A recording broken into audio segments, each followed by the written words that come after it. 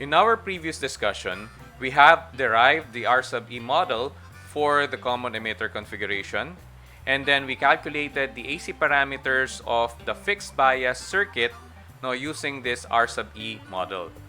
For today's discussion, we will apply the R sub E model sa isang unbypassed common emitter stabilized configuration, or otherwise known as the emitter bias.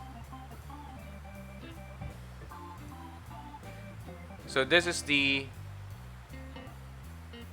circuit for the emitter stabilized or the emitter bias configuration. We have R sub B, R sub C, and R sub E.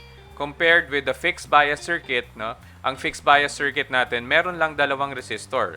Pero ang emitter bias or ang emitter stabilized ay merong pangatlong resistor sa ating emitter. We already discussed the DC analysis before, so I don't have to discuss it anymore in this lecture. We have coupling capacitors C1 and C2. In some books or in some resources, these are called CI and CO respectively para sa input capacitor and output coupling capacitor. We have the different AC parameters. We have the input voltage V sub I. Ito yung ina-apply natin dito sa ating input coupling capacitor, which is then applied to the base. Now this is AC. And of course, you have the input impedance Z sub I. Ito yung input resistance ng ating circuit para magkaroon tayo ng I sub I. So we applied V sub I with an input impedance of Z sub I. Of course, magkakaroon tayo ng I sub I, which is your input AC current. Sa ating output naman, these are the parameters.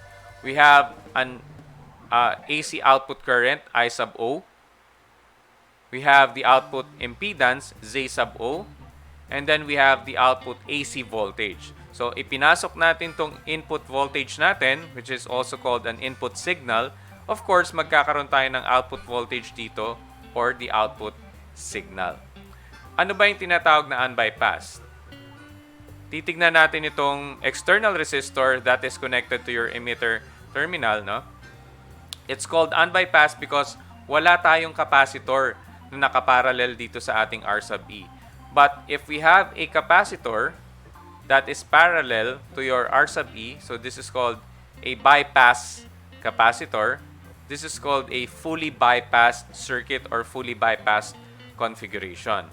But since wala tayong bypass capacitor dito sa ating connected in parallel sa ating R sub E, this is called unbypassed configuration.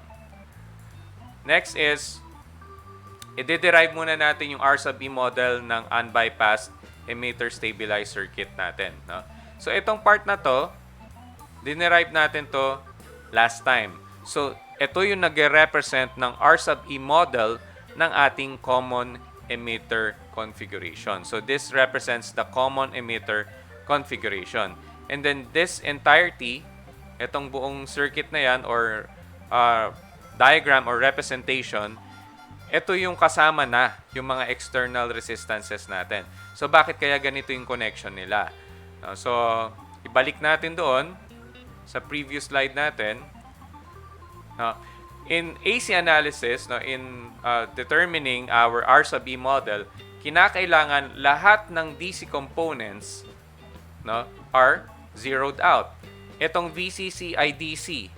DC power supply siya. Paano natin siya i-zero out? We will connect a short circuit sa pagitan ng kanyang terminals. But in essence, we're actually directly connecting it to the ground. Alright? So for R sub B, para ma-express natin siya sa ating R sub B model, it's now connected between the base and the ground. Punta tayo doon sa next. So ito yung R sub B. Ito yung base. And then ito naman yung ground natin. Alright, next. How about R sub C? Ang R sub C naman natin, kung ilalagay natin doon sa ating R sub E model, it's placed in between the collector and the ground. So tignan natin. Ito yung R sub C natin. It's placed between the collector and the ground. How about R sub E? Ang R sub E natin, na wala namang problema because it's connected between the emitter and the ground. Wala namang DC na ina-apply tayo dyan sa ating emitter. No? So, that's why, pagdating sa ating R sub E model, it's placed between the emitter and ground pa rin naman. So, this entire diagram is the R sub E model of your unbypassed common emitter, emitter stabilized, or emitter bias configuration. And then, these are your AC parameters, V sub I. Z sub I is measured to the left of your input coupling capacitor. Kasi nga, yung mga coupling capacitors natin, it will become a short circuit under AC analysis. So, yung C1 tsaka yung C2 na yan ay magiging wire na lang pagdating sa AC analysis. No? So, maybe nandito yung ating C1 and then nandito yung ating C2. So, Z sub I or the input impedance is measured on the left side of your input coupling capacitor. And then, the output impedance is measured on the right side of your output coupling capacitor. You have the input voltage, V sub I. This is your input signal. So, for example, meron tayong maliit na sine wave na pinasok natin dito sa ating input terminals. It will have an amplitude of maybe V sub P. No? So, it depends kung anong ina-apply natin dito sa ating input as long as it is AC. Dito naman sa ating output, it will develop or it will have an output of V sub O that is amplified, an amplified version of the input, but out of phase by 180 degrees. Bakit? It's because it's a common emitter configuration. So, sa lahat ng common emitter configuration, ang input voltage natin is out of phase by 180 degrees compared with the output voltage. So, that is true for all common emitter configurations. And then you have Z sub B. So, there's another parameter that we have to consider. No? We have Z sub B is the impedance measured at the base terminal na kino-consider itong beta RE na derive natin last time yan and itong R sub E. So, bakit hindi na lang ina-add itong beta RE tsaka itong R sub E? Hindi naman sila actually naka-series. So, you have to consider this part also. So, considering everything, this is called Z sub B or the impedance at the base terminal. Alright? So, ano yung dumadaloy dito na kuryente? We have I sub I, which is the input current, that is being provided by V sub I. Ulitin ko lang. Si I sub I is being provided by V sub I because of Z sub I. Alright? And then we have I sub B is the AC base current na dumadaloy dito sa ating beta RE. So, yan yung dumadaloy na kuryente dito sa part na yan. How about R sub E? Ano yung kuryenteng dumadaloy dyan? We have I sub E. Ito yan, no? So, relating I sub E and I sub B, we have I sub E equals beta plus 1 times I sub B. So, this is also applicable for DC. Yung relationship ng I sub E tsaka ng I sub B na yan. So, later on, we will derive the equation for the input voltage, the output voltage, so on and so forth for the different AC parameters. Alright. So, let us solve first for the voltage across beta RE and R sub E. So, ibalik lang natin doon sa ating R sub E model. Let me erase this first. Alright. So, if this is V sub I, ang voltahe natin between these two terminals is also V sub I. Alright? So, magkakaroon tayo dito ng voltahe across beta RE and another voltage across R sub E. As you notice, they are additive. Yung voltahe ng beta RE and the voltage across R sub E, pwede nating i-add yan. Pag in-add natin yung dalawang yan, that is equal to V sub I. But what is the voltage across beta Re? The voltage across beta Re can be calculated using Ohm's law. So napakadali lang. No? I times R lang yan. Ano ba yung kuryenteng dumaraan kay beta Re? I sub B. So the voltage across beta Re is equal to I sub B times beta Re. What is the voltage across R sub E? Ano bang kuryenteng dumadaan sa kanya? I sub E, di ba? So the voltage across R sub E, yung external resistor natin, is I sub E, which is AC, times R sub E. So these are all AC parameters, yung kuryente na yan. So pag inad natin itong dalawang yan, that is equal to V sub I. So let us now write it in equation form. Right? So this is the equation for the input voltage. This is the voltage across beta Re. Di ba minultiply natin yung kuryente tsaka yung resistance, no, para makuha yung voltage across beta Re. And then this is the voltage across R sub E, yung external resistor. So this is internal to the common emitter configuration, and this is your external resistor. So this is the voltage across R sub E. The voltage across beta Re plus the voltage across R sub E is equal to V sub I. So kagaya nung sinabi ko kanina. Voltage nito plus voltage nito equals V sub I. Right.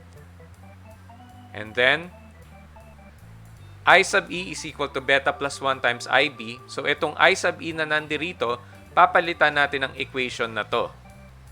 Okay, para ang equation natin is expressed in terms of the current I sub B. Ito, no? Pinalitan lang natin yung I sub E dito ng beta plus 1 times I sub B. So this is the entire equation for V sub I. And then, bakit nagkaroon tayo ng approximate dito?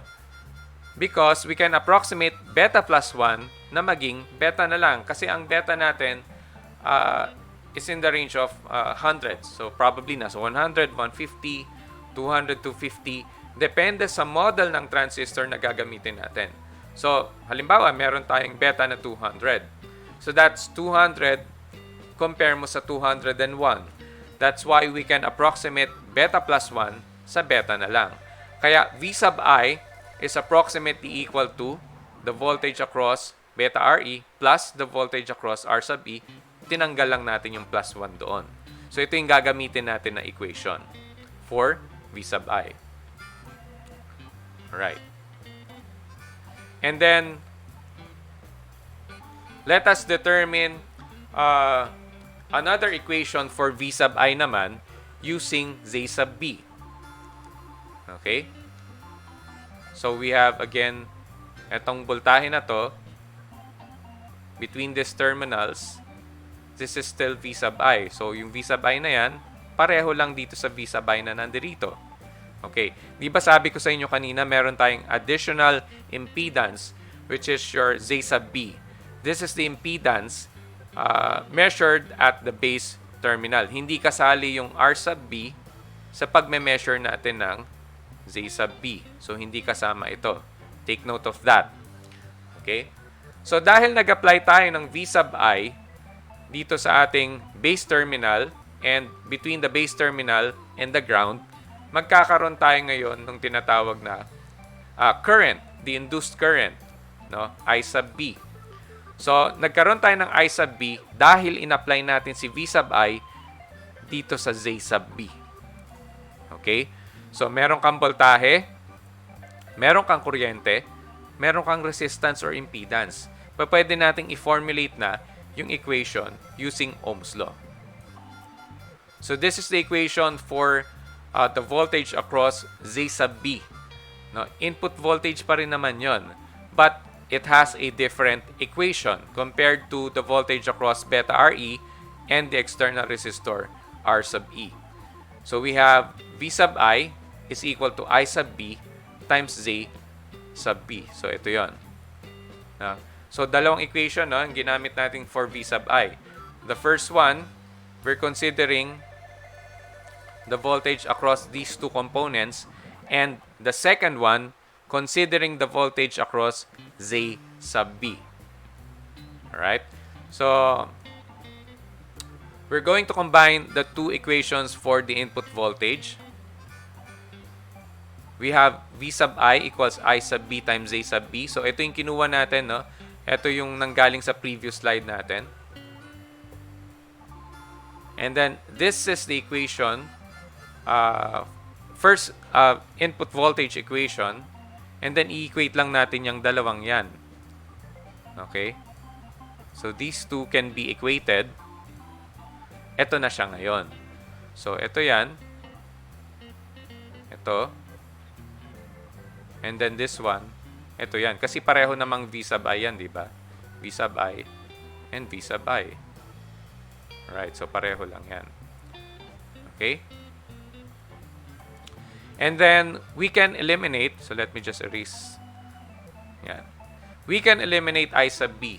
No? Kasi common factor naman sa left-hand side ng equation at sa right-hand side ng equation yung I sub B. That's why we can cancel it out. Ang matitira is Z sub B. So, ito yon. Beta RE. So, ito yon. And then, we have beta RE, yung external resistor. So, ito yon. Alright. We can factor out beta. That's why Z sub B, or the impedance at the base terminal, is equal to beta times the AC emitter resistance. Di ba ang tawag dito AC emitter resistance? And the external resistor R sub E. So, ito yung magiging equation natin to determine Z sub B. So, bakit importante yung Z sub B? Na bakit kailangan natin siyang isolve? Because Z sub B is a component of Z sub I, the input impedance. Alright. So, for this one, we're going to determine the input impedance. Di ba, na-calculate na natin or na-derive na natin rather yung equation for Z sub B. Isipin nyo, itong Z sub B ay isang malaking resistor, yan, na connected sa pagitan ng base at ng ating ground. So, eliminate muna natin tong mga to. Yan, para ma-visualize nyo, no? So, this is your Z sub B. Isang malaking resistor na combination nitong mga components na yan. So, itong mga components na to, sinimplify lang natin para maging Z sub B. What is the connection between Z sub B and R sub B? They are connected in parallel. Therefore, ang Z sub I natin is R sub B parallel with Z sub B. So, that is your equation for the input impedance. Alright? The step here is to solve first for Z sub B. Then, kapag na-solve na natin yung Z sub B, using the equation that we have derived earlier, so this one, gagamitin natin to. Okay, pag na-solve mo na yung Z sub B, that's the time na masosolve mo na yung si Z sub I. Kasi kailangan natin tong Z sub B para ma-solve si Z sub I. Anyway, R sub B is still given. So, let me just correct this. No? This is capital pala. No? Ayan. Kasi that's a DC resistance. Yan yung external resistor natin, di ba? Right. Next. So, this one is determining the output impedance ZO. Dito sa ating output side, ano bang impedance yung nakikita natin? Hindi ba't yung R sub C lang? Therefore, Z sub O is equal to R sub C. So, ito napakasimple lang. Okay? This is applicable for the unloaded. Pagdating natin sa loaded, magkakaroon na tayo ng different equation for Z sub O. This is assuming na ang R sub O is mataas or infinite. Kasi pag nagsosolve tayo ng ZO or output impedance, zero natin ang input. If the input is approximated to be 0, ang ating dependent current source nagiging 0 din. So, this becomes an open circuit no, kapag minimeasure natin si output impedance. Okay? And then next, so we have output impedance equals R sub C. This is determining the voltage gain. To determine the voltage gain, we have to write down the equation for the output voltage and the input voltage. Dahil nga, ang equation for the voltage gain is output voltage divided by the input voltage. So, pumunta muna tayo dito sa R sub B model. Ayan. The voltage across R sub C, the AC voltage, AC voltage across R sub C is V sub O. Yung voltahe nito is equal to V sub O. Ano yung kuryenteng dumadaan sa R sub C? No? This is I sub O. This is also AC. So, bakit AC yan? Dahil AC yung voltahe across RC, syempre, AC din yung kuryente na dumadaloy sa ating RC. So, the convention is pataas and then papasok dito sa ating collector terminal. The question is I sub O equal to I sub C? Kasi ang pumapasok dito, di ba, I sub C, AC current. I sub C is also equal to beta IB. Yes, pareho ang I sub O tsaka ang I sub C natin. No? But, how do we express the equation for the output voltage V sub O? Lumalabas yung kuryente sa positive terminal. That's why, ang voltahe natin, maglalagay tayo ng negative. So, take note kapag ang kuryente lumalabas sa positive terminal or positive polarity ng voltage natin, no, maglalagay tayo ng negative sign dito sa ating voltage. So, the voltage, the output voltage is equal to the current times the resistance, I sub R. So, basically, Ohm's law pa rin naman yan. No? So, we have negative I-O times RC. This is the voltage across RC V sub O. But I sub O is also equal to I sub C. So, we can replace I sub O ng I sub C. So, this is the equation for the output voltage. Next, how about the input voltage? Ito, na-derive na natin to kanina. So, we have I sub B times Z sub B. That is the equation for the input voltage. Both are AC parameters. Take note, ang usapan natin dito is AC. No? Output AC voltage. This is the input AC voltage. So, how do we calculate the voltage gain? The voltage gain is basically output voltage divided by the input voltage. This is a measurement of gaano ba lumaki, no, yung ipinasok natin pagdating sa output. So, for example, the gain is 100. Nagpasok tayo ng 1 millivolt RMS sa input. What should be the output? So, that's just equal to 100 millivolts. Input times gain equals output. Okay? So, i-replace lang natin itong mga equation natin. We have V sub O or the output voltage. Ito yan, no? Negative ICRC. Right? And the input voltage is IB ZB. So, ito yan. Alright. Hindi ba't ang IC over IB is equal to beta? So, ito yan, ha? Okay.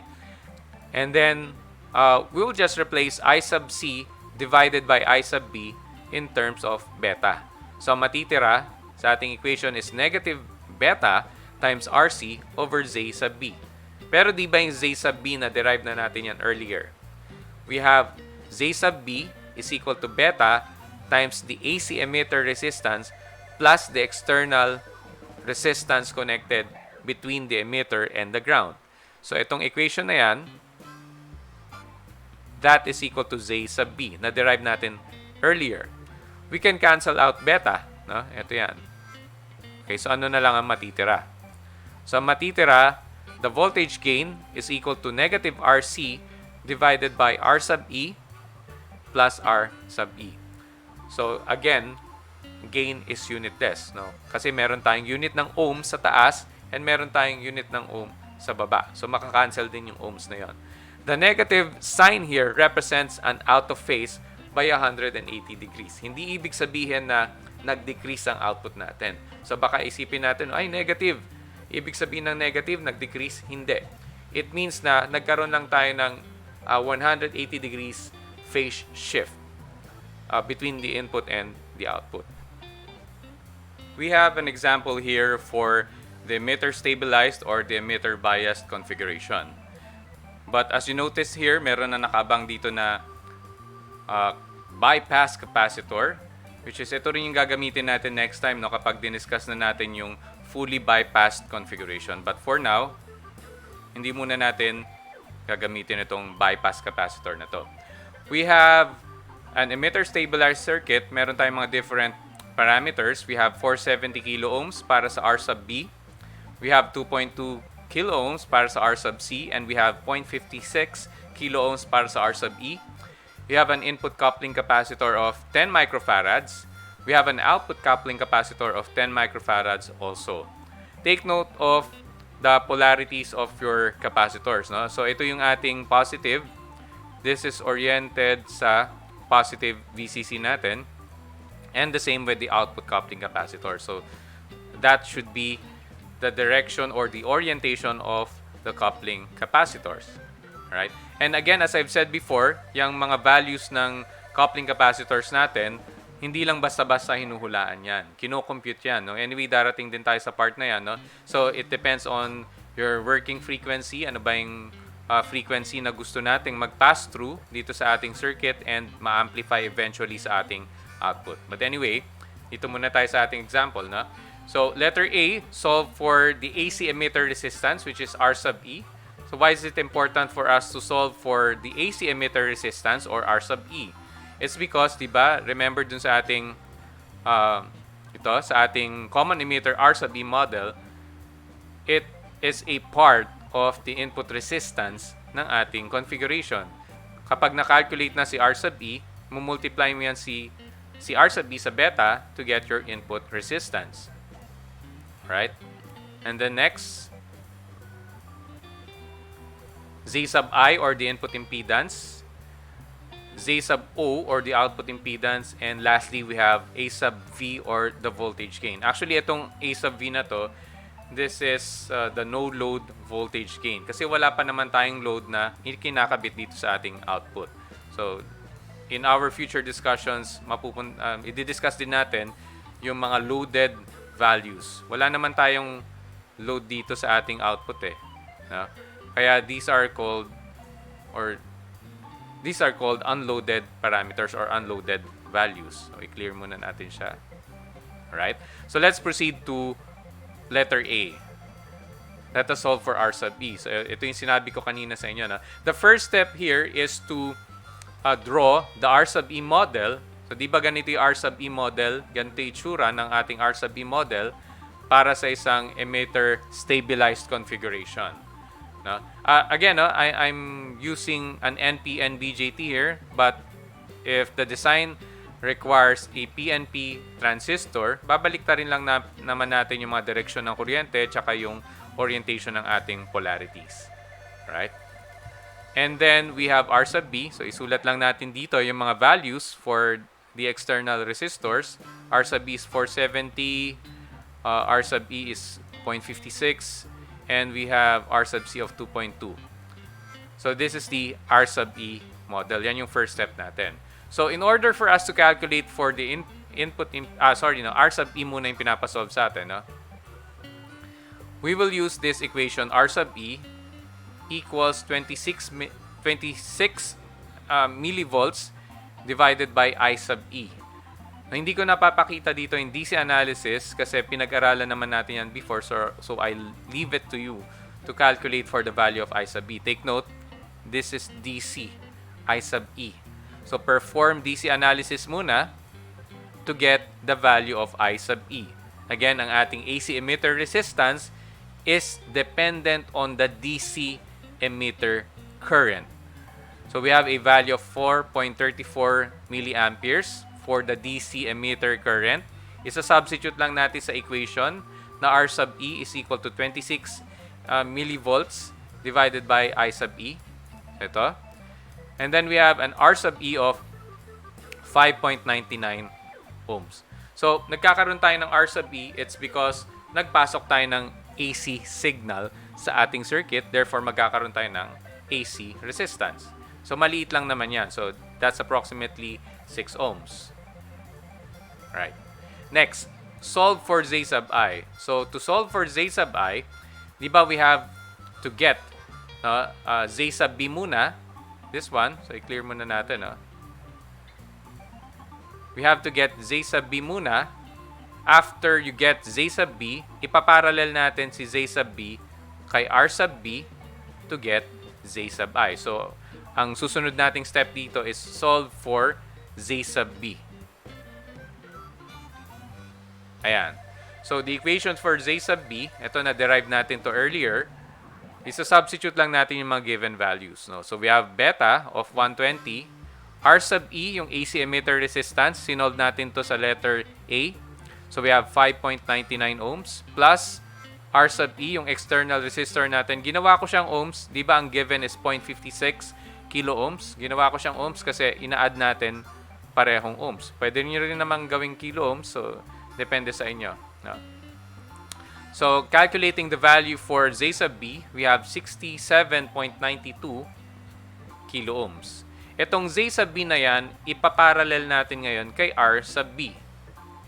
Ayan. So, para makuha natin yung input impedance. So, the input impedance is 59.34 kilo ohms. That is the input impedance for this particular example or particular circuit. Letter C, napakadali, di ba? Ang nakikita lang naman na resistance sa output pagdating sa AC analysis is R sub C. Alright? And then the voltage gain. We derived this equation for the voltage gain earlier. So we have negative RC divided by R sub E plus R sub E. Substitute lang lahat ng values. Okay? But in your examination, hindi ko kayo hahayaan na gamitin lang itong mga na-derive ng mga equations. So you will have to derive each and every equation pagdating sa ating examination para ma-appreciate naman natin kung saan ang galing itong mga equation na yan. Right. So, the voltage gain is equal to negative 3.89. Okay? So, again, this is unitless. So, anong ibig sabihin ng negative 3.89 na yan? Halimbawa, meron tayong input, for example, of, let's say, the input is 1 millivolt na lang, RMS. For example. Okay. The gain is negative 3.89. What is the corresponding output? When we're determining the output voltage based on an RMS value, hindi natin ilalagay yung negative. Okay? Nilalagay lang naman natin yung negative kapag tinitake into consideration natin yung mga instantaneous values, yung peak voltage, no, positive peak, negative peak. But anyway, what would be the corresponding output?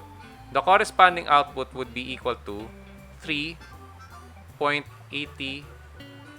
millivolts. So, you have to excuse my handwriting, no, kasi I'm just using a mouse.